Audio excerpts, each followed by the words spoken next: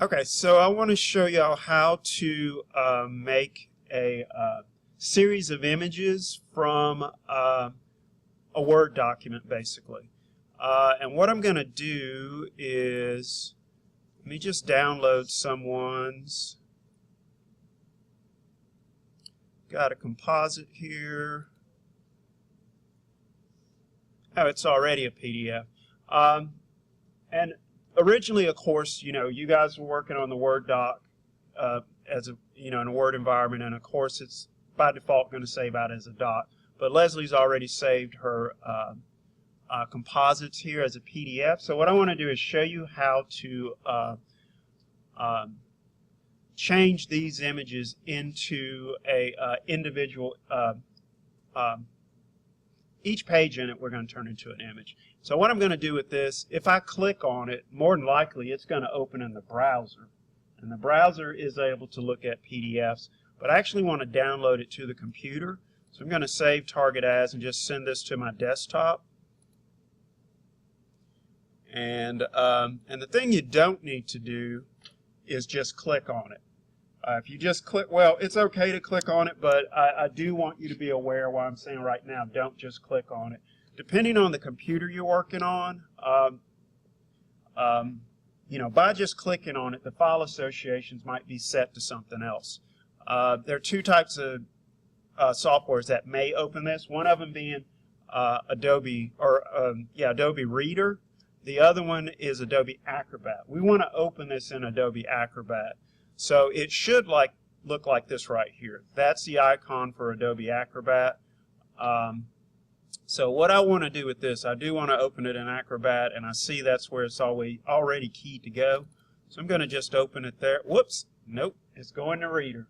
And Reader won't work. Reader actually does not have the ability to output. See if I go here to Save As, it doesn't have the ability to save as a individual images for me. So case in point, I'm going to close Reader, and Reader is the free version, and Acrobat is the paid version. So I'm actually going to right click on that file, go to Open with Acrobat, and that's what I want right there. Okay, so now I've got 3 pages I can see. Go to all 3 of those. And Word is getting more and more robust in terms of compositing. I'm really excited to see what y'all come up with these. But one thing about these, oh, there's her name up there at the top. Never mind. So I'll hush. So now the way I'm going to output these is just go to File, Save As, Image, and again I'm going to choose PNGs because they're lossless. They're stable, whereas JPEGs will sacrifice image quality and image size. PNGs are lossless. They're going to stay the same size. So once I hit that, one of the real options I really want you to key in on is the resolution. By default, probably it might do web resolution, which is just 72 ppi. But I always suggest doing 300 or more. I'll have to check to see what the file upload limit is for Pinterest. I bet it's pretty high. We probably could stand to output this at 600 ppi and see what individually those sizes are. But I'm just going to do it at 300.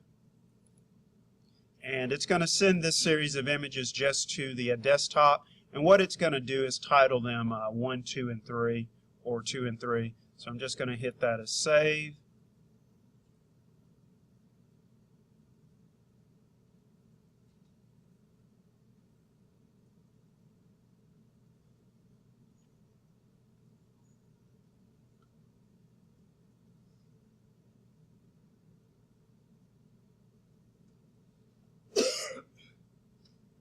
And also, like I mentioned earlier, this image series here is already good to go because it is a PDF.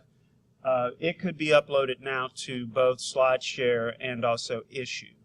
And so it would be good to go for that. But of course, again, Pinterest just uses images. So these would be good to go. Always check your images before you send them. Acrobat is okay for outputting images. You can try to output individual images per page from Word also. You know, that may work okay. But do check the images before you send them. Sometimes softwares have problems with transparencies and gradients. This looks okay, you know, for that gradient right there. That's a good area to see. But really a great image, you know, considering it's just a very random sort of composite of images. Oh yeah, really good. You know, it really wrote that graphic file pretty well. It really kept the transparencies and the gradients and stuff.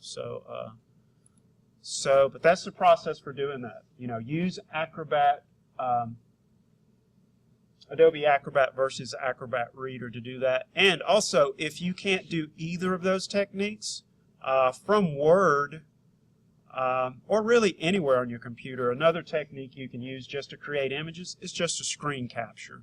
You know, if you're at home and you don't have Adobe Acrobat, you can always just get your image to be full screen, and just on your keyboard, control print screen, and to capture that image, and then output and save it as a regular image type.